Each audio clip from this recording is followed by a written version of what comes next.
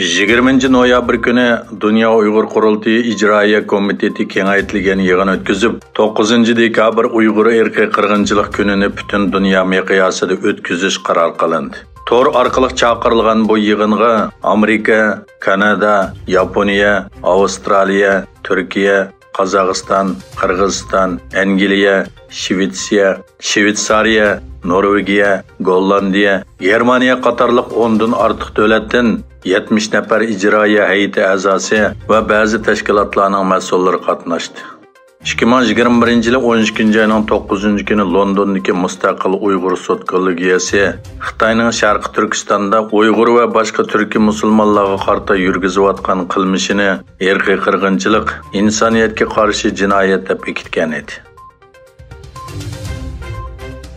Xitoy rejimi Sharqi Turkistonning tabiiy boyligini bulang-talang qilishni kuchaytirish uchun Sharqi Turkistondagi 9 neft tabiiy gaz rayonining kon tekshirish huquqini 5 Xitoy korxonasiga setib etgan. Tangirtog' to'rining 20 noyabrdagi xabarda bildirishicha, atalmish Uyg'ur avtonom rayon tabiiy boylik nazorat qilish idorasi 2022 yili tunji turkumda 9 neft tabiiy gaz rayon bo'likining kon tekshirish huquqini 5 Xitoy shirkatiga 3 milliard 117 million yuanga setib etgan. Dunyodagi eng chong o'zak ishlab chiqaruvchilardan biri bo'lgan Tayvan TSMC shirkati Arizonaga eng ilg'or o'zak ishlab chiqarish zavodi qurilganligini e'lon qildi.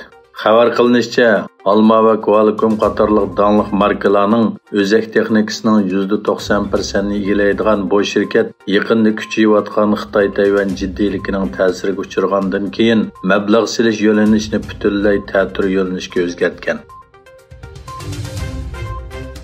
Qatar Energiya shirkati Xitoyning Sinopec neft ximiya shirkati bilan LNG ya'ni suyuqlantirilgan tabiiy gaz ta'minlashda uzun muddat to'xtam imzoladi. Qatar Energiya shirkati bu haqda bayonot e'lon qilib, Xitoy neft ximiya shirkati bilan 27 yillik kelishim imzolaganligini bildirdi.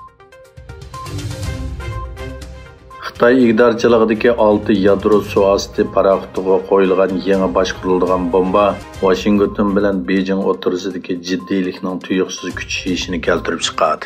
Beijingdagi 6 yadro energiyalik suvosti paraxotining hammasiga JL-3 boshqariladigan bomba o'rnatilgan bo'lib, musofasi 12500 kilometr ekan.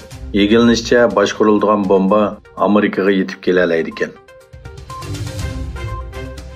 Kosovo bilan Serbiya o'rtasida bir mezgildan buyon kimlik karti va avtomobil nomer taxtlari sababidan jiddiylik kuchaygandan keyin Serbiya prezidenti Aleksandr Vučić va Kosovo bosh ministri Albin Kurti Yevropa ittifoqining tashqi munosabat va bexatarlik siyosiy yuqori darajalik vakili Josip Borrell bilan ayrim va uch taraf uchrashishda ko'rishdi. Borrell yig'in oxirida qilgan bayonotida Vučić bilan Kurti uchrashishida jiddiylikni pasaytirishning chorasi haqida birdaklik hosil bo'lmaganligini aytdi.